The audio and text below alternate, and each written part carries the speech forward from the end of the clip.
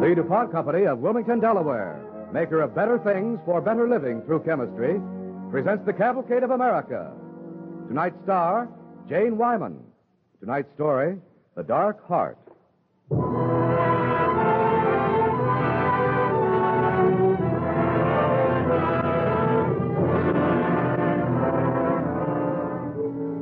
And now to our story as narrated by Viney Burroughs, who plays Elizabeth Keckley.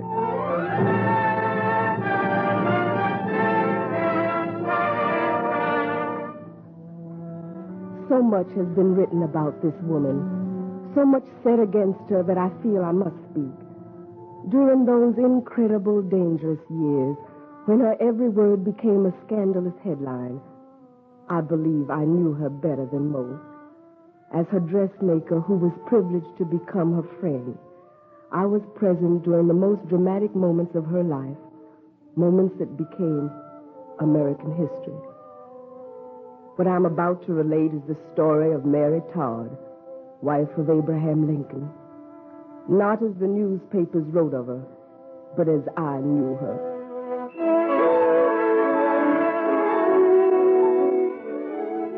It was in 1861, shortly after the inauguration. I remember it so well. That day Miss Lincoln told me about her plans.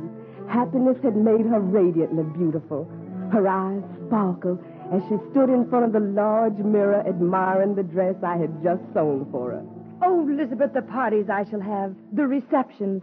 We shall have excitement and gaiety such as Washington has never known. Yes, Miss Lincoln, when the war is won. Not when the war is won, now. But, Miss Lincoln, the war is dreadful, I know. But that's all the more reason why I should give parties. All America, the whole world will see that the president is unafraid. Yes, ma'am. And I shall be at his side, Elizabeth. I shall always be at his side. Yes, Miss Lincoln. How the Washington women must envy me. The first lady of the land. You wait, Elizabeth. You wait and see. They will sue for my favor. Well, I've done a great deal of sewing for the ladies of Washington. They wouldn't be intentionally unkind, but you're a stranger to them. I'm the wife of their president. Yes, but I'm afraid. Oh, Elizabeth, there's nothing to be afraid of. Everything will be done my way, and it will be wonderful. Because I will have it so.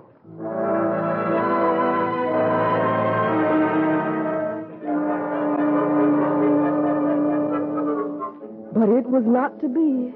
During the days that followed the inauguration, Ms. Lincoln was the only topic of conversation. No matter where I went, for whom I sewed, it always seemed as though the subject of Mary Lincoln always came up. The only point I'm trying to make about her, Lavinia, is that she... Elizabeth, don't you think that skirt should be lifted just a little? It could, Miss Evans. Just a bit here at the waist. There. How's that? Oh, that's fine, Elizabeth, that's fine. Go on, Margaret. Well, Mrs. Lincoln was, after all, born and bred in the frontier of Kentucky. Oh, Elizabeth, you've raised it too high. Excuse me. I'll let it down. Alice Lambert says that she is crude, even vulgar. Now, you can't ignore that, Lavinia. Oh, nonsense. It just so happens that Mary Lincoln was gently reared and is at all times a lady. Oh, Lavinia. Now, Alice Lambert is a Southern sympathizer. Yes, and Mary Lincoln's family is fighting for the South. Her own brother. Well, it's hardly her fault. Oh, you're just being stubborn, Lavinia. Anyway, I find her arrogant and willful. In what way? Well, in the midst of a great and terrible war, Mrs. Lincoln plans to give a ball. Well, I'd say that was ill-advised, but not scandalous. Not scandalous? Well, the whole of Washington is shocked. With our soldiers defeated in almost every battle, with the city of Washington itself in daily peril, what does Mrs. Lincoln do? She decides to give a party. And you're not going? Not going, Lavinia? Are you mad? I wouldn't miss it for the world.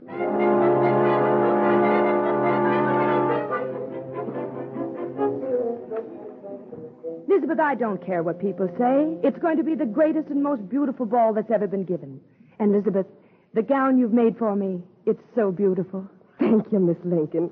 It's easy to work well when I'm working for you. You have such good taste.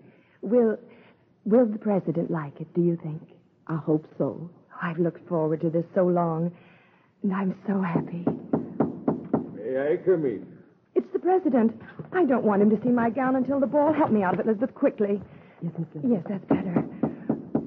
Mother, are you there? A moment, Mr. Lincoln. My morning robe, please, and will you hand the other one in the closet? Shall I open the door for Mr. Lincoln? Oh, no. Just put away the gown. I'll open it. Come in, Mr. Lincoln. You thought to see my gown for the ball tomorrow night, didn't you? Gown? Oh, your gown for the ball. Yes, it's very pretty, Mother. No, this is my morning coat. Oh, well, it's still very pretty. Good afternoon, Elizabeth. Mr. Lincoln. I didn't mean to interrupt you, Mother, but Willie wanted... He was right here. Willie? Here I am. Mother, make Father let me ride the pony. But I thought you were riding the pony. He made me stop. Then he must have had a good reason. He said I look sick, and I'm not sick. Sick? Come here, Willie. Let me feel your forehead. Now, don't squirm, dear. Oh, he's burning with fever. I am? Oh, no, of course not, dear. Mother was exaggerating, but I do want you to go to bed right away. I'd be glad to put him to bed, Miss Lincoln. Thank you, Elizabeth, but I think he wants his mother. No, he doesn't. Willie. He wants his father. Oh, I see. Why, of course, dear. Mr. Lincoln? I'll take him. Willie, you go on ahead, dear. I want to speak to your father a minute. I want to race, Father. But some other time. Run along. Oh, all right. But hurry, Father. Mr. Lincoln, he does have a fever. He seems to feel well enough. And he was shivering. I'd better call Dr. Stone.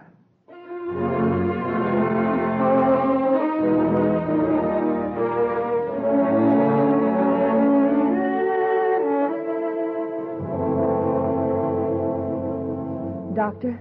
He's a sick little boy, Mrs. Lincoln. How sick? It's too soon to tell yet, Miss Lincoln. but I should say there's nothing to be alarmed about for the time being. Excuse me, Miss Lincoln, but the musicians would like to speak to you. They need your approval of the list of selections for the ball. Oh, yes. Oh, yes, the ball. Tell them to go away, Elizabeth. I'm canceling it. Don't you think it best, Doctor? Well, his room is far from the east room, so the noise won't disturb him. And as I said before, there's no cause for alarm at this time. Besides, all your invitations have been sent out.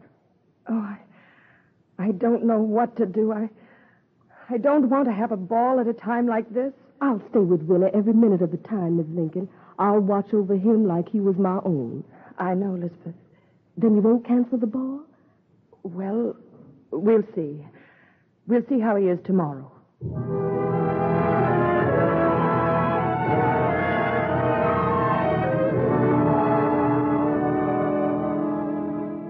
The next day, the little boy was better, much better. And that night, the night of the ball, was the happiest of Mrs. Lincoln's life. I helped her dress her hair, arrange her gown. She wore a low-cut white satin evening gown, flounced with black lace and with a long train. Her only ornaments were pearls. She looked beautiful. Why, even Mr. Lincoln said, You look charming, Mother. Do you really like it? Very much. But my, what a long tail our cat has tonight. You mean my train? It's the latest style. Mother, it is my opinion. If some of that train was nearer the head, it would be in better style. Oh, have I offended you? Oh, no. I think nothing could offend me tonight. Willie is better. And all your fears? We're groundless. Your arm, Mr. President. A pleasure, Madam President.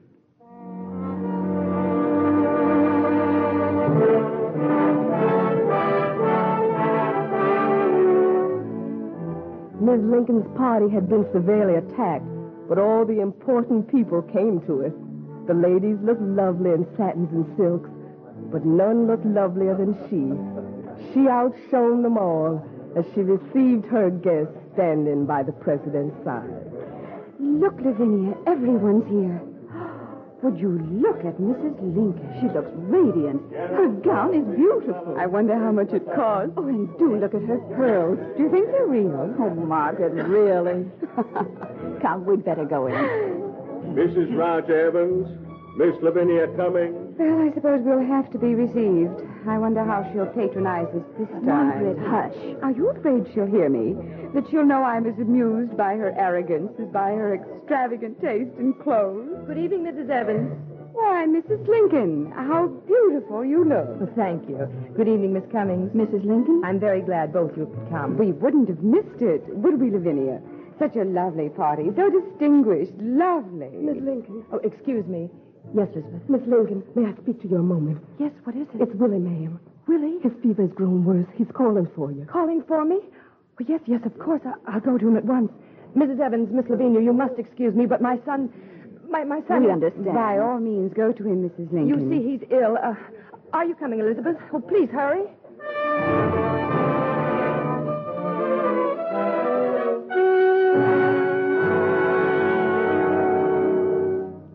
From that moment on, the ball was forgotten. Everything was forgotten except her son. Willie was seriously ill now. His poor little body, burning with fever, found no rest except in her arms. She held him. For hours at a time, she held him and counted every breath. And then came the moment. Are you all right, son? Keep fighting, Willie. Mother, Yes, my darling. will it be long Will what be long, dear? before I can stop fighting? Willie. He wants to rest, Mother. I want to sleep. Then sleep, Willie. I'll hold you close. Safe in my arms where nothing can hurt you. Ever again. Rest, my son. And sleep. He's gone, Mother. Mother. Let me hold him. Let me hold him a little longer.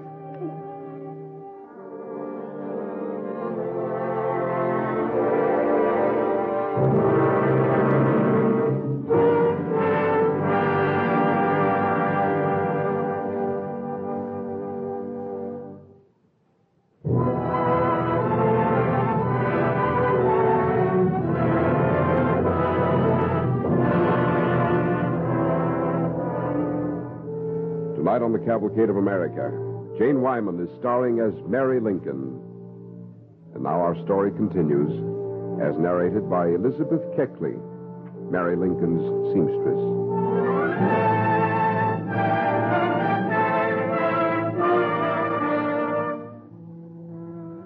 After Willie died, there were no more receptions at the White House, no parties.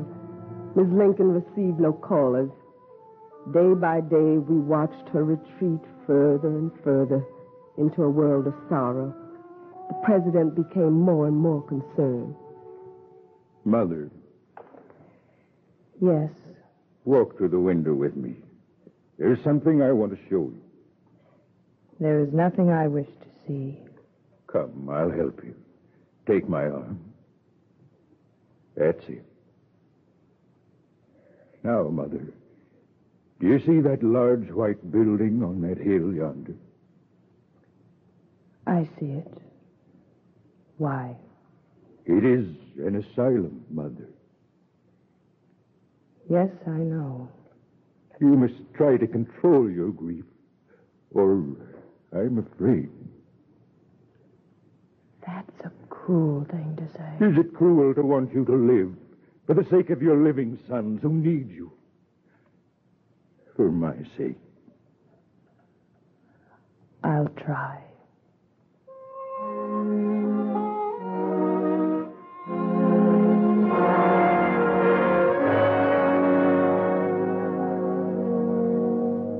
From then on, she did try.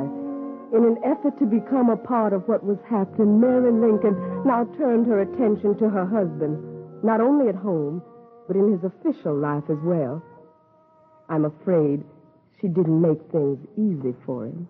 Oh, he's a humbug, an obstinate fool, and a butcher. General Grant. But you say the same of General McClellan. If I listened to you, Mother, I should soon be without a general. Well, you must listen to me. General Grant is not fit to head an army. He's been very successful in the field. Yes, but at what cost? He loses 2 men to the enemy's 1. He may depopulate the North. You exaggerate. You don't know the facts. Nevertheless, General Grant... Is winning. Oh, you won't listen to me. You never listen. You've never listened to me.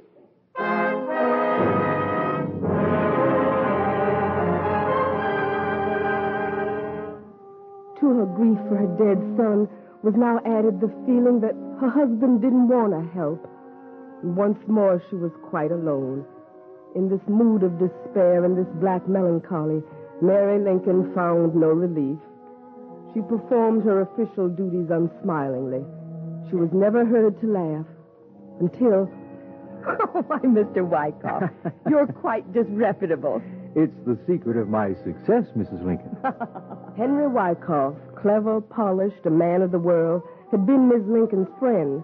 He now became her advisor. The sparkle returned to her eyes, laughter to her lips. Miss Lincoln became herself again. Now the help I require, Mr. Wyckoff, will take all the imagination and talent you possess. I am at your service, madame. I was thinking that it was time again that Mr. Lincoln and I gave a ball. Good. Not just an ordinary ball, but the largest and most beautiful Washington has ever seen, with flowers and music and wine.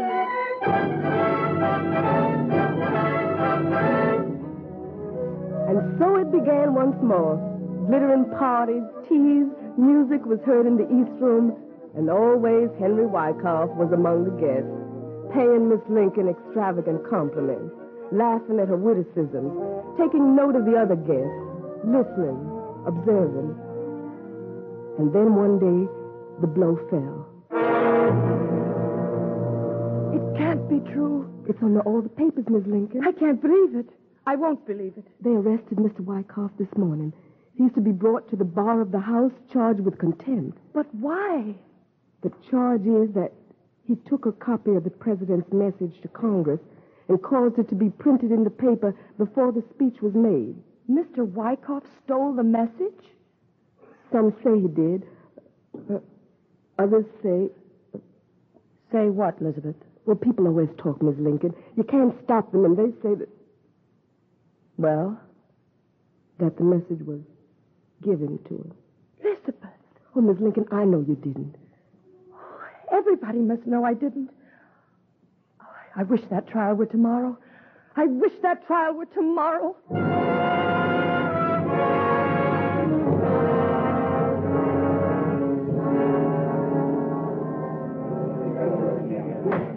Order! Mr. Wyckoff, you'll answer the questions. Was the person who gave you this information a resident of the White House? I can only tell you, sir, that I received my information under an obligation of strict secrecy.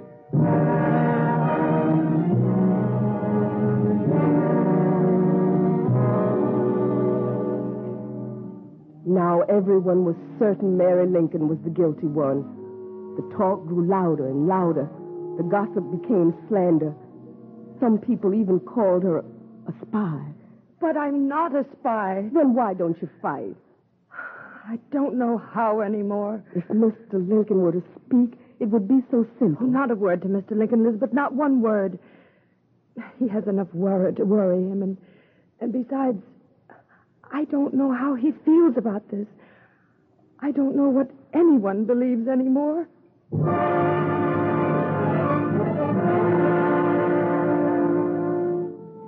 The days went by, and still the president said nothing.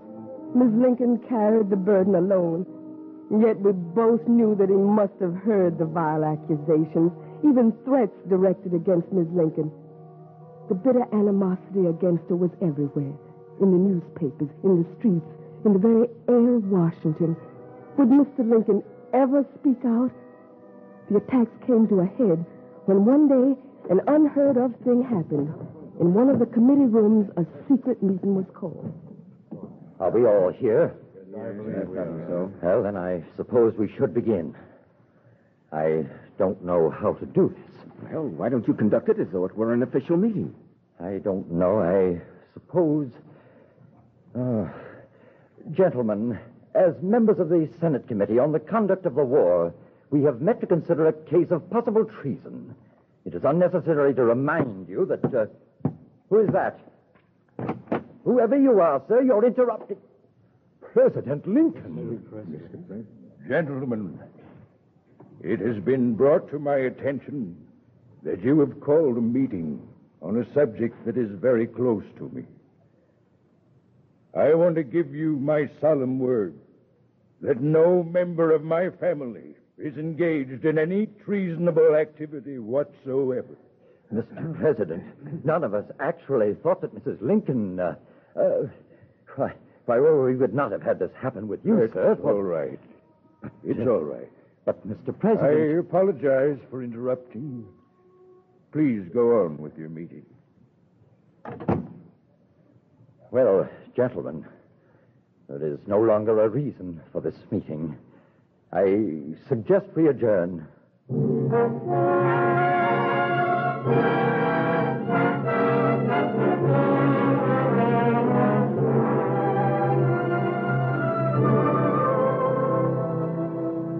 In the eyes of the world, Mary Lincoln was now vindicated. The president's action meant even more than the later discovery that it was the White House gardener who'd given out the president's speech. But to Mary, the fact that her husband had defended her meant more than anything else. Mr. Lincoln, you stood by me before the world. Did you think I wouldn't? You can't know what these months have been like. I thought that... What did you think, Mother? That you didn't care. Or that you believed what they were saying. I only learned of it last night. Why didn't you tell me? I couldn't. Pride, Mary? Yes. Pride. It's caused trouble all my life. And no matter how hard I try, I can't seem to help it. I've lost so much because of my pride. But it doesn't matter. Because I haven't lost you. With you beside me. Close to me.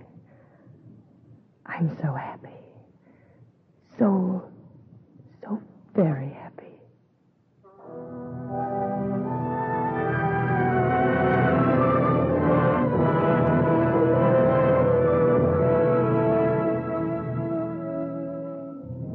Mary Lincoln, one of the most controversial figures in American history, accused of so much: arrogance, extravagance, heartlessness. So many felt justified in hating her.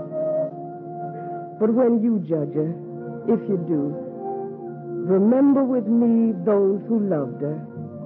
The dying little boy who found peace in her arms. The kind, tired man in whose hands rested her entire happiness. And I loved her, too.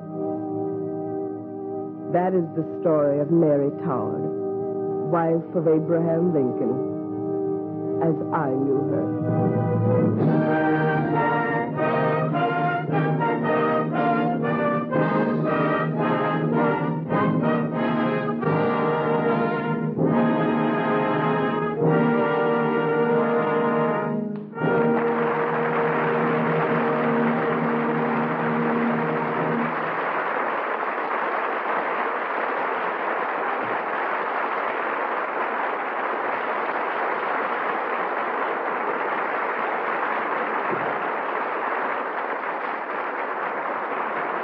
Our thanks to Jane Wyman and the Cavalcade Players for tonight's story, The Dark Heart.